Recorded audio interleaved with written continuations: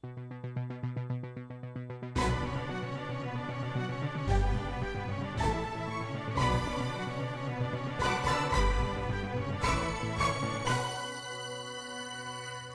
evening. Welcome to QUT Web News. Good evening. New South Wales remains on high fire alert despite cooler conditions overnight. Fires have already destroyed at least 12 homes. This afternoon, authorities said 60 outbreaks were still active across the state, many of them uncontained. Gone. 5 homes literally wiped out overnight in the Hunter Valley region. Check on this house on the other side. I'm going to keep an eye on this house on the other side, mate. Firefighters had battled through the night to save properties, but heartbreak this morning, as yet another home was gutted by the flames. As well, 4 homes were lost in Salt Ash, and 2 at Webbs Creek. One resident had tried to weather it out. When he returned, his home was gone. But the horses are okay, that's good. But everything else is gone. This is all I've got. I'm wearing it. Some are now questioning if the fires could have been prevented. Port Stephens Mayor Bruce McKenzie hit out at the Rural Fire Service and environmentalists for not allowing residents to do burn-offs. However, authorities say there are already very good fire mechanisms to assist homeowners with hazard destruction. There's little respite ahead for wary firefighters. The Bureau is predicting temperatures will rise again over the next few days, up to a sweltering 36 degrees on Thursday. Bernard Thompson, QUT News. Queenslanders are being warned to properly prepare for the upcoming storm season. Get Ready Queensland is a new plan to make the state the most disaster resilient in Australia. Queenslanders are being urged to take simple steps now to reduce the damage later. A survey of Queensland households found that 76% believe they were prepared for natural disasters, but further questions suggested otherwise. People don't always have a disaster kit ready. They don't always have a plan on what to do in the event of a disaster. So we ask people to do those things. The government says the last thing they want is for emergency services to be helping fit and active people who should have been better prepared. This is about asking the individual to do something for themselves and leaving those orange uniforms to be able to help the frail, the elderly and those most in need. The Commonwealth Bank of Australia has jumped on board with the introduction of 2 12-tonne mobile emergency branches. They aim to install them within 48 hours to provide ATM and account access to disaster-affected victims. There's ATMs, there's meeting rooms, there's 3G network access, so people can quickly start to get into what they regard as the important parts of getting their affairs in order. The Bureau of Meteorology released today modelling which shows Australians can expect more intense droughts during El Niño years due to climate change. What this means for our storm season is unclear, but the message isn't. Get ready now. Mike Burgess, QUT News. The Attorney-General is planning major changes to Queensland's workers' compensation scheme. Jared Blahey wants to cap common law payouts and scrap insurance protections for workers during commutes and lunch breaks. It's a change that doesn't make sense, according to the Australian Lawyers Alliance. Without doubt, the Queensland scheme is the best in Australia on any objective measure. The Attorney-General doesn't agree, planning to make significant changes to Queensland's Workers' Compensation Act. Jared Blahey's plans will be debated in Cabinet, despite recent recommendations from a parliamentary committee. And the committee, after hearing all the evidence, brought down a report which said we have a great scheme and it shouldn't change. This didn't fit in with the government's plans, unfortunately. The changes will see journey claims abolished and a reduction to the rights of workers who are injured due to employers' negligence. The Queensland Council of Unions says financially it doesn't add up. In Queensland, it's a fair scheme, but most importantly, it doesn't cost the taxpayers 1 cent. It's the most financially viable scheme in Australia. Queenslanders showed their support to the current scheme, 83% supporting existing rights.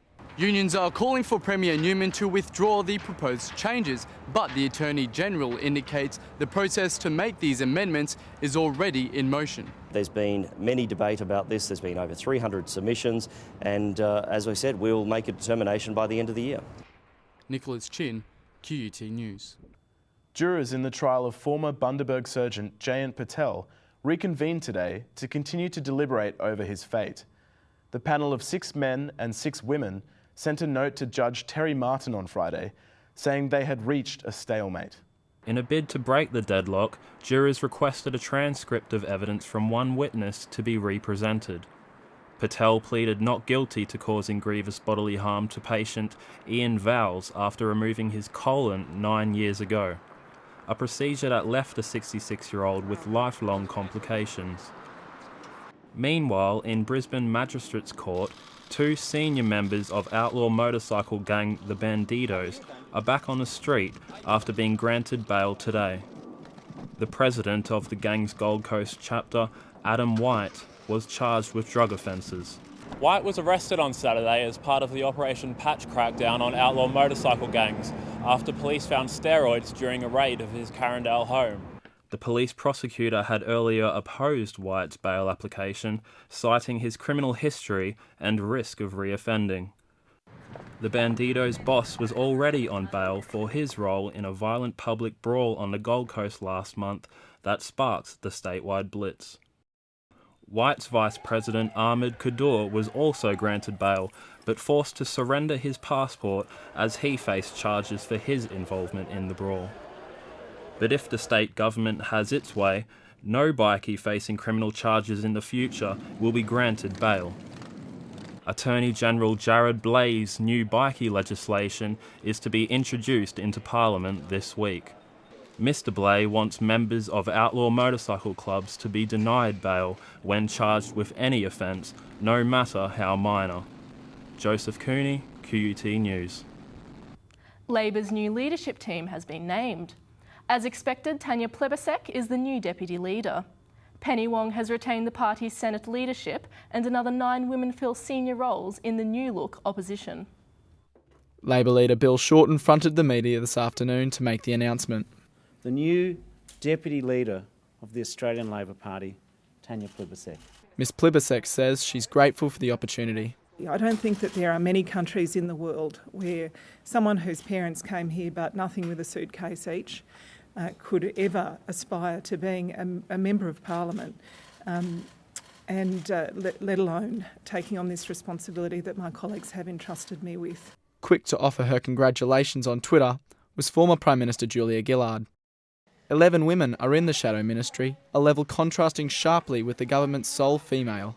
It presumes a very old-fashioned view of the world which says that the preponderance or majority of merit represents in the brains of purely men. That's not right. Stephen Conroy's in, but Jacinta Collins is out. Tony Burke takes the tactical role of manager of opposition business, and one new face in senior ranks, New South Wales MP Michelle Rowland. Mr Shorten says he couldn't be any happier. We will have zero tolerance for disunity, but beyond that, we've got a great team, and I'm very excited by the diversity, I'm excited by the depth of talent. He'll allocate portfolios on Friday. Mackenzie Lyon, QUT News. Army Black Hawk helicopters will be flying around Brisbane for the next month. They're in training for upcoming national security events, such as the G20 Summit. Black Hawk's training will officially start tomorrow. It involves flying through rural and complex urban targets throughout East Brisbane, the CBD and surrounding areas. It also will be preparation for the upcoming national security events such as the G20 Summit and Commonwealth Games. Anything of national significance, we certainly get activated and we're always on call, so if we can train for it early, we will. The training will take place throughout the afternoon and evenings, finishing around 11 p.m. Helicopters may fly as low as 30 metres, which could mean a lot of noise for residents. But the Army says they'll aim to minimise disruptions. They've also asked people not to worry if they see a Black Hawk hovering over their area. The main disturbances for Brisbane locals will be during next week. Today's exercise was deliberately over an urban environment, as the likelihood of a terrorist act occurring is higher in a built-up area. If there was some sort of hostage situation, if it was in a population centre, then our air crews are trained to deal with that sort of high light levels and the complexity that involves high built-up areas. The training also will involve the Gold Coast and Oakey. It'll be finished by the end of the month. Liana Bignell, QUT News. The A-League kicked off with a bang over the weekend as record crowds flocked to witness the opening round. Brisbane Roar also made the perfect start to their season with a scrappy away win in Wellington.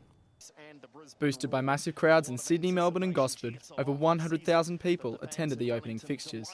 A depleted Wellington side took an early lead against Brisbane as both teams showed signs of rustiness.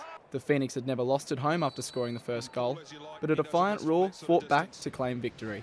Besart Berisha levelled the scores less than a minute into the second half, and Ivan Franjic secured all 3 points for the Roar with a winner in injury time.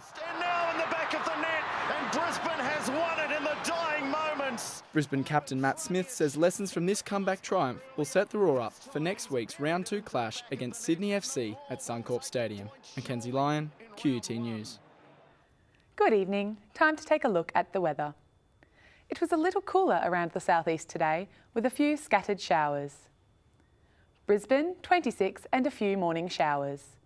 A cooler start on the Gold and Sunshine coasts, warming up into a sunny day, tops of 27. 26 for Ipswich. Around the nation tomorrow, sunny and warm for Sydney, 24. A cool start for Canberra with a top of 19. Partly cloudy for Melbourne and Perth, mostly sunny in Adelaide. And an afternoon storm for Darwin. The forecast for Queensland and Mount Isa, hot and a top of 37. Cairns is also in for a hot day with some isolated showers. 28 in Mackay and Bundaberg with possible early showers. And 34 the top in Longreach.